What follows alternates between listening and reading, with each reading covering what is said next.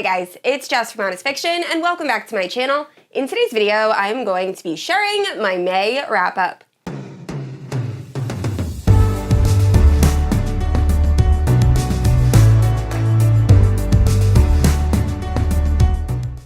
Alright guys, so May was by far the best reading month I think I've actually ever had in my life. It was definitely the best reading month of this year. All of the books I read were 4 stars or above. I had multiple 5-star reads. I have multiple books on this list that are going to be my favorite books of the year.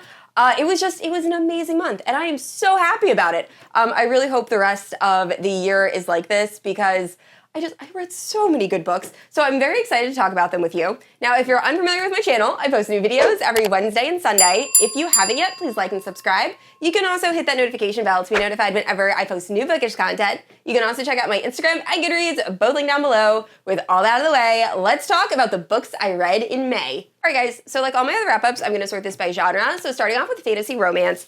First up, we have Fourth Wing by Rebecca Yarros. So this book is literally everywhere. Everyone is talking about it. And I have a lot of thoughts. So if you're unfamiliar with the plot of Fourth Wing, we are following Violet Sorrengail.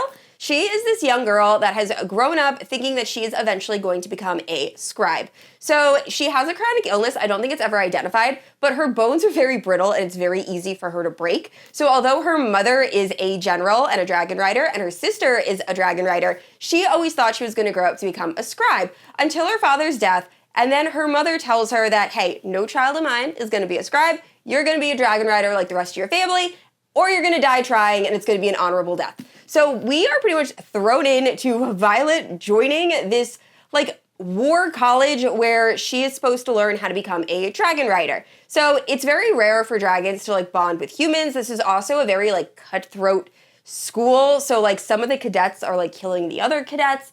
And it's a lot going on. Very reminiscent of the Hunger Games. And then there is a little bit of a romance, and I thoroughly enjoyed this book. I absolutely loved it. I gave it 5 stars. Now, do I think it's worth quite the amount of hype that it is getting? I wouldn't go that far. I think this has really blown up. Whoever did the marketing for this did a phenomenal job. But I did really enjoy it. So this is incredibly fast-paced. Like I said, you are really just like dropped into this war college and you're trying to find out things, not alongside Violet, because she kind of already knows like the ways of the world, but it does take like a moment for you to like get your bearings. Also, there is a lot of death.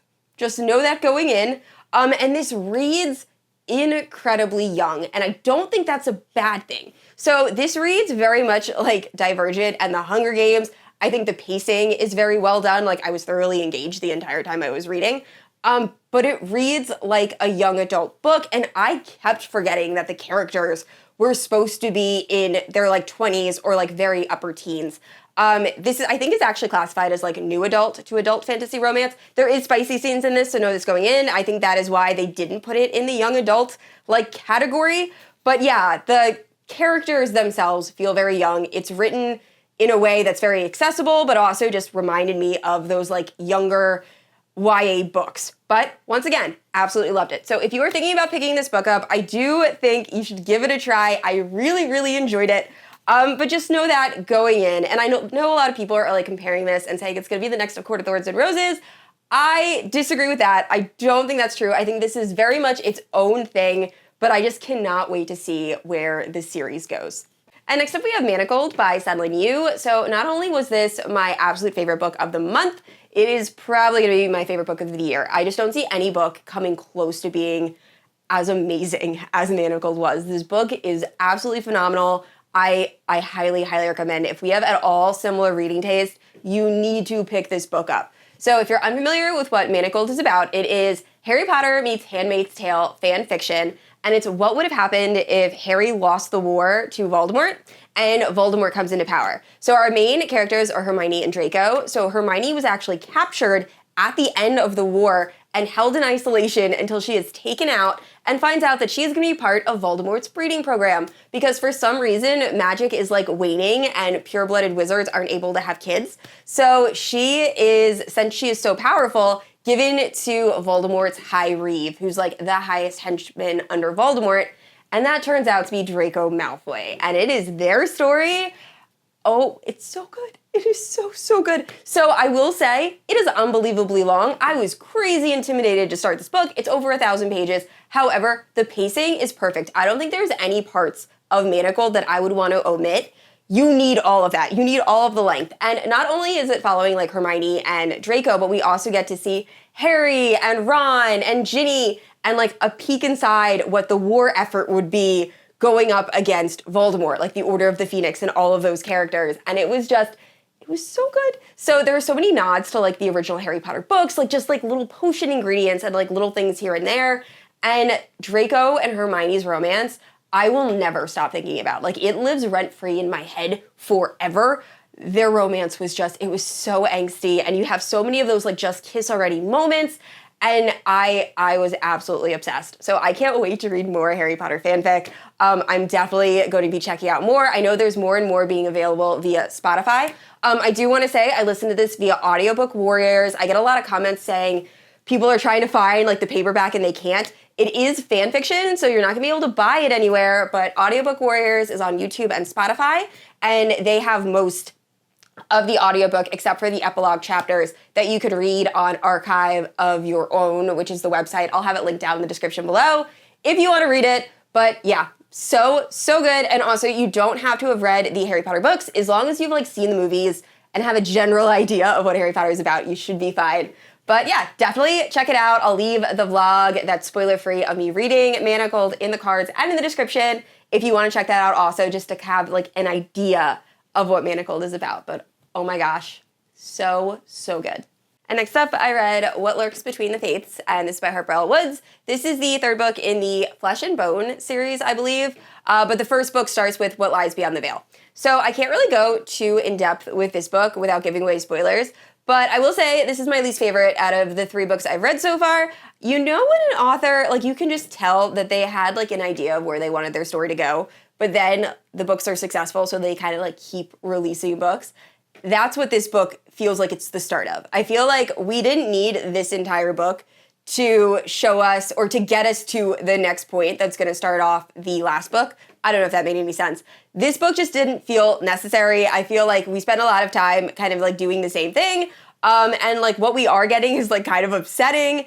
And I wasn't a huge fan of it. Am I going to continue with this series? Yes, I am, because I'm already invested in these characters and I want to know what the end is. I will say, if the author decides to make this into a longer series than 4 books, I might end up DNFing just because I feel like this book was getting really repetitive, but I still really enjoyed it. I really love these characters. I really love like this whole world and this story. So I'm really hoping the 4th book just like knocks it out of the park. And the next 3 books are monster romances. So I recently collabed with Jen from the Book Refuge, where we both picked out each other's TBRs. And if you are not familiar with Jen's channel, I will have it linked down in the description below. She is one of the sweetest humans. She is so nice. She reads a lot of monster romance, I think historical romance, and I absolutely love her channel. So definitely check her out, give her a follow. And yeah, I just had an amazing time reading these monster romances. So she picked out one, and then I kind of took it upon myself to be like, are there any other monster romances you really enjoy? Just because I've had such a hard time finding monster romances that like I really like, that have like a really good story.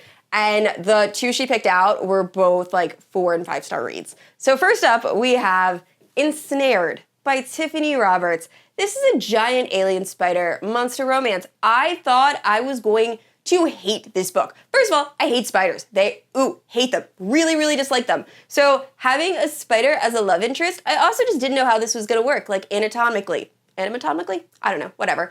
I was very unsure. However, I loved this. So we are following Catan and Ivy. So Catan is a giant alien spider, and he is part of the race on Rex, and he lives on this alien planet, and he is ruled over by the queen. So in Catan society, the women are like a little bit stronger than the males, and the queen is like the absolute worst, but she really wants Catan to be her mate, and she's actually able to like submit these pheromones that like make him want her, even though he like doesn't really want her. Anyway, Catan is trying to kind of like avoid the queen, so he ends up stumbling upon this spaceship like wreck, and Ivy comes out of a capsule. Now, Ivy is this human girl that had a really rough life on Earth, and she is traveling to a new planet to start like this human colony, and she is the only survivor of this spaceship crash. So Catan kind of takes it upon himself to like care for Ivy. He kind of treats her as like kind of like his pet to begin with. He's not really sure, like he can't speak her language, and she's just this like random human. So eventually they like get to know each other, and they have this absolutely beautiful relationship, and it's so cute. And it was great. I never thought I was gonna be one of those people that's like, I want this spider to kiss this human already. Why aren't they getting to the good stuff? It feels so weird to say, but I really enjoyed this book and this story overall. It is very, very slow burn. Nothing really happens till the very end of the book. And that's when we find out that the spider can actually create ropes, silk ropes that come out of his body, and they can do fun things with them. But either way, I'm definitely going to be continuing with this series. I already downloaded the second book. It's available via audio. The third book isn't out yet. Hopefully it comes out soon. But yeah, I just cannot wait to continue with this series. And next up is Soul Eater by Lily Mayne. So this is an MM monster romance and was actually my favorite book I read during that vlog. This was a 5-star read. The relationship in this book is just, it is so beautiful and it is so good. So if you're unfamiliar with what this story is about, we are following Wynn and Danny. So Danny is this 20-something guy from Louisiana, and he's living in a post-apocalyptic world where monsters suddenly appeared and have taken over. So Danny ends up joining the military just for like a way to survive. And the first mission he is put on is to capture Wynn, the Soul Eater, who is this terrifying monster that shows up every 3 years or so and just like sucks the life out of humans and leaves them as dried husks. So obviously Danny's terrified to do this mission. He ends up surviving, and they end up being able to capture Wynn, and then something happens, and then Wynn ends up taking Danny, and it's a traveling story of them traveling together through the wastes that is the United States at this point, and like going up against different monsters, and it is so, so good. So I highly recommend picking up the audio for this. Danny has a very strong like Louisiana accent, and at first I wasn't about it, but like you start to absolutely fall in love with Danny as a character, and like I can't imagine him now without that accent. Also, the narrator for the monster, I actually think it's the same narrator. That voice, so good. It is so, so good. You have to experience it. But yeah, I really enjoyed this. I will say my one criticism of this book, and I do say it in that vlog, is that the spice kind of comes out of nowhere. So while I was reading this, I honestly forgot I was reading a romance at the beginning, just because you're learning how like monsters took over, and like you're trying to like really like get your bearings in this world, and it is given a lot of detail. There's a lot of world building in this. And then Danny just kind of thinks to himself, man, I want to sleep with that monster. And then the next chapter, that's happening. So I feel like I wish we got a little bit more flirting and a little bit more build up before like the spicy scenes happen. But I absolutely loved their relationship, and I do plan on continuing and reading the rest of the books in this series. And I already started. So next up, I read Edin by Lily Mayne. So this is book 2 in the Monstrous series. And we are following Edin, who is a monster we met in book 1. So this is more like Grumpy Sunshine. Something I forgot to mention in the last clip, these books are dark. So like know that going in. The first book has torture on page and like a lot of imagery. This book actually has like a gladiator type situation towards the end. They're just very dark, so definitely check trigger warnings, but the relationships are somehow like very cute and very adorable, and I think that's why I love this series so much. So anyway, we are following Edin and Hunter. Hunter is this guy who's in the military. He actually has a prosthetic leg after being attacked by a monster, and he is like alone with his other friend who's also in the military, Charlie. They end up being attacked, and Charlie ends up being taken. So Hunter falls down like a hole during this, and then he is saved by Edin, and Edin agrees to help Hunter find his friend Charlie and get him back from these monsters. And it is their story, and I did love Hunter and Edin's dynamic, because Edin is just this like happy-go-lucky monster that's like super positive and is very blunt, and then you have Hunter, who is like this quiet, like stoic human. And it's a great pairing, and I loved their like banter, and I loved watching Hunter like slowly realize that like, hey, I think I love this purple monster. It was just really fun. So I rated this 4 stars. I rated the first book 5 stars, and I will definitely be reading the next few books in this series. It is just, they're so much fun. And moving into romance, next up I read Last Light by Claire Kent. So this is another book I read as part of that vlog I did with Jen from the Book Refuge. And honestly, the longer it's been since I've read it, I keep finding myself thinking about it. So I originally rated it 4 stars, but I think I'm gonna bump it to like 4.5. So if you're unfamiliar with what that story is about, it is a post-apocalyptic standalone romance, and we're following Layne. So Layne lived in this like small town. There was like some sort of horrible event that caused like air pollution. So like people would try to like stay in their hometowns and kind of like all come together and take care of each other. But for some reason, when Layne's like town decided it was time to evacuate, she didn't go with them. So she eventually decides it's time. She's gonna try to get to this military base to get with the rest of her town. And on her way, she sees Travis. And now Travis also used to live in the town, and he was her mechanic. So although they were never like super close, he did fix her car a few times, so they were familiar with each other. And Travis says to Layne, hey, it is not safe for a woman to be on her own and traveling. Please let me come with you. I don't want anything from you. And Layne's like, yeah, nope, gonna do this myself. Something ends up happening. They do end up traveling together, and it is their story. So the critique I have of this book, and the reason why originally I was like, ooh, I don't know if I love this. This author makes things very, very realistic. So like what actually would happen during a post-apocalyptic event. So at one point we actually see all of these women that come together and they only accept women into their group as a form of protection, which I really want a book just like about that grouping because I found that really interesting and like a really smart move. But like at one point Layne has to try to find like feminine products because like those wouldn't be readily available during a post-apocalyptic moment. But the like real aspect that I did not enjoy was the fact they weren't bathing. But the author like points that out many, many times, and it happens a lot right prior, like before spicy moments. So the main character Layne is always like, oh, Travis, he just smells like Travis, and we kind of learn that that means like bad because they're not bathing. And she'd say things like, oh, we got to wash in a stream, and then like the next day, Travis is starting to smell like Travis again. Oh, that Travis smell, yada, yada, yada. But then they would like do it, and I'm like, does he still smell really bad? Because like I'm not, that's all I'm picturing. So like, didn't love that, but I did love their relationship. I loved Travis and Layne. I was really invested because I wanted to know how these two were gonna get an HEA, because either way, the world is coming to an end, and there are these people out there just trying to cause harm. You're never really gonna be safe. If you've seen The Last of Us on HBO, it kind of had like that similar vibe. Obviously not with Layne and Travis, like similar to those characters, but like the whole end of the world vibe. So like it's never really gonna be safe, but I love how the author was able to end it. And it was a really fun read. So I definitely recommend. And yeah, it was a really good time. And next I read Wicked by Amo Jones. So this is in the same world as Sicko by the same author. And the best way I can describe Wicked is just, it's unhinged in the best way possible. I think that you are either going to love or hate this book, and it's very much Amo Jones's writing. So Amo Jones is amazing at just doing the most dark, twisty, like mind F books imaginable. You never know what's gonna happen. I am normally pretty good at like guessing twists. I never guess the twists in her books. They are just all over the place. And they're dark. So it's very difficult. I've tried to summarize what Wicked is about, but we are following a character that we actually do see in Sicko and how he kind of like came to be and what eventually happens to him in the future. Wow, that is not gonna help you understand this book at all. And then we're also following this girl that ends up being kind of like the head of the mafia, and it's like their relationship. So I do like the fact that the heroine in this is like super strong, stands on her own, takes no like BS from anybody. I love the main character in this a little bit more than the one in Sicko, but it was a fabulous time. I really enjoyed it. Super dark, super twisty, and I will read any book that Amo Jones puts out, but I will say it has its flaws.